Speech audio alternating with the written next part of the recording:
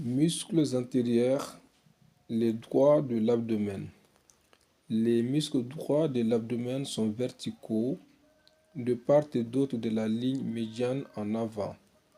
Chacun s'insère en haut par 3 digitations sur la face externe des 3 derniers cartilages costaux, 5 à 7, et sur le processus xiphoïde.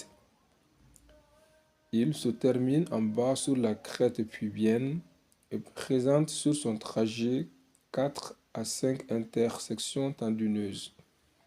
Il est contenu dans une gaine fibreuse solide formée par les muscles latéraux. Gaine des droits.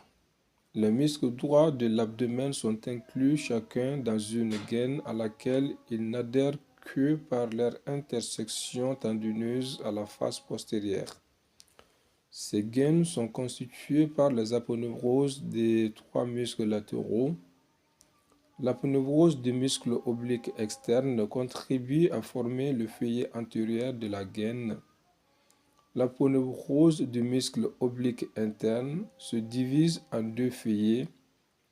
Le feuillet antérieur recouvre en avant le muscle droit sur toute sa hauteur, alors que le feuillet postérieur se termine environ 5 cm sous l'ombilic par une arcade fibreuse, la ligne arquée, ou arcade de Douglas.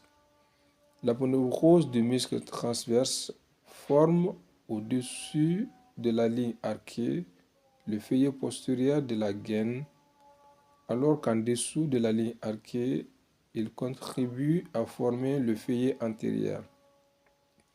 Ainsi, la gaine des droits est formée différemment au-dessus et en dessous de cette ligne arquée.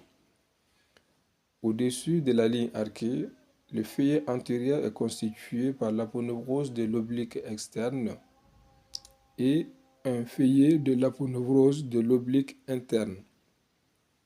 Le feuillet postérieur est formé de l'autre feuillet de l'oblique interne et de l'aponevrose du transverse.